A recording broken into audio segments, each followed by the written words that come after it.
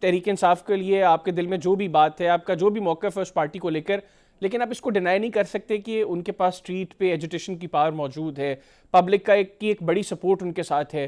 پھر یہ سندھ کی قوم پرست پارٹیز، بلوچستان کی اگر نیشنلسٹ پارٹیز ان کے ساتھ مل جاتی ہیں، اس کے بعد مولانا فضل الرحمان کی ایک پاس ایک بڑی پبلک سپورٹ ہے، وہ لوگ ان کے ساتھ انگیج ہو جاتے ہیں، تو الٹیمیٹلی گورنمنٹ کے لیے تو پھر بہت پرابلمس کریٹ ہو جائیں گی. مولانا صاحب کبھی بھی ان کے ساتھ نہیں جائیں گے، میں نے آپ کو بتا دیا. اچھا ایک وجہ میں نے آپ کو بتا دی، دوسری وجہ بھی آپ کو بتا دیتا ہوں. اچھا مولانا صاحب کا جو مال مسروقہ ہے یا چوری شدہ مینڈیٹ ہے، وہ میرے گھر میں اور آپ کے گھر میں نہیں پڑا، وہ تحریک انصاف کے گھر میں پڑا. تو چور اور چوکیدار کی ان کا ملاپ زیادہ دیر نہیں ہو سکتا. مولانا صاحب چوکیدار ہے، تحریک انصاف ان کی چور ہے، ان کی چوری کرنے والے لوگ ہیں، وہ کبھی نہیں بیٹھیں گے. شاہد خاقان عباسی کو میں نے خود سنا تھا، ہمارے تو وہ دوست رہے، ساتھی رہے، ایک ساتھ ہم ایک جماعت میں ہم نے بڑی عمر گزاری ہے. انہوں نے کہا تھا کہ پاکستان کے لیے عمران خان اور تحریک انصاف یہ سیکیورٹی رسک ہے. یہ وہ ڈینائی نہیں کر سکتے ان باتوں کو، یہ ان کی ماضی کی سٹیٹمنٹس بھی ہیں، اور ہم نے میٹنگز میں ان کو کہتے بولتے یہ باتیں سارے ہم نے ان کی سنی ہے.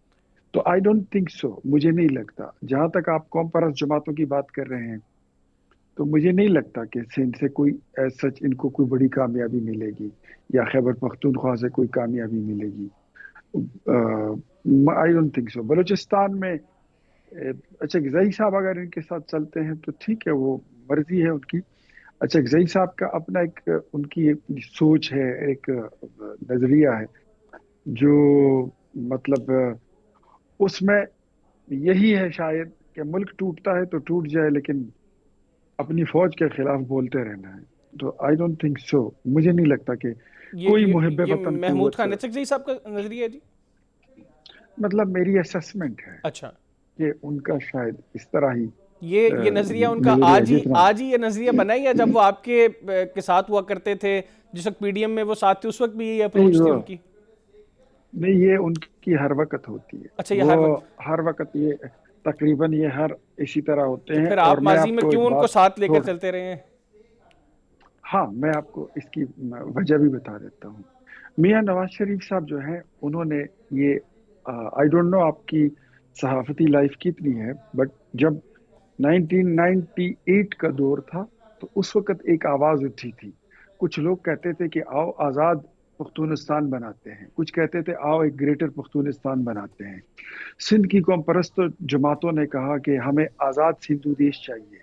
بلوچستان میں بھی اسی طرح قوم پرستوں کی آوازیں اٹھنے لگی. میاں نواز شریف صاحب مطلب مڈ 90 سے کہہ لیں، ان کا یہ موٹو رہا ہے کہ تمام جماعتوں کو ساتھ رکھیں، تاکہ ان کو قومی دھارے میں رکھ کر یہ جو اینٹی اسٹیٹ ویژن یا جو سوچ ہے، اس کے جتنا بھی کلا کمک کر سکے وہ ہم ختم کریں.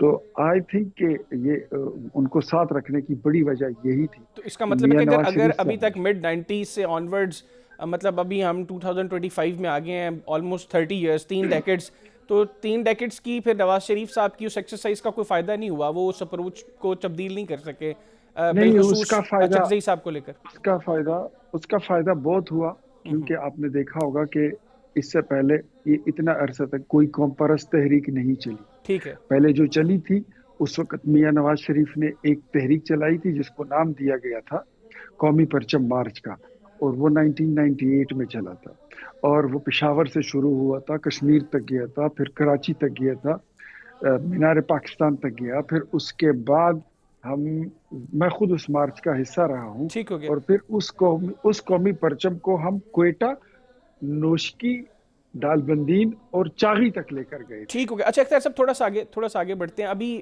مجھے مختصراً یہ بتائیے گا کہ ود مولانا اور وداؤٹ مولانا یہ گرینڈ لائنس بنتا ہے، حکومت کو کوئی خطرہ اس سے ہے یا نہیں؟ مختصراً مجھے بتائیے گا، پھر مجھے اپنے اگلے ٹاپکس کی طرف پڑھنا ہے. نہیں، بالکل بھی نہیں ہے، کوئی خطرہ نہیں ہے. ٹھیک. آپ کو پتا ہے کہ مسلم لیگ نون کی حکومت میں زلزلے آئے، طوفان آئے، مارشل لا آئی، 126 دن کے دھرنے آئے، شرارتیں ہوئی، فیض جیسے کردار آئے، جنرل ظہیر جیسے کردار آئے، ثاقب نثار آیا، عمر عطا بندیال آیا، لیکن ہم سے احتجاجی دھرنوں کی زور پر یا بلیک میلنگ پر کوئی استعفیٰ نہیں لے سکا، ٹھیک ہو گیا، اور نہ ہی کوئی آئندہ اس طرح کی کوئی امید رکھے۔ ٹھیک ہو گیا۔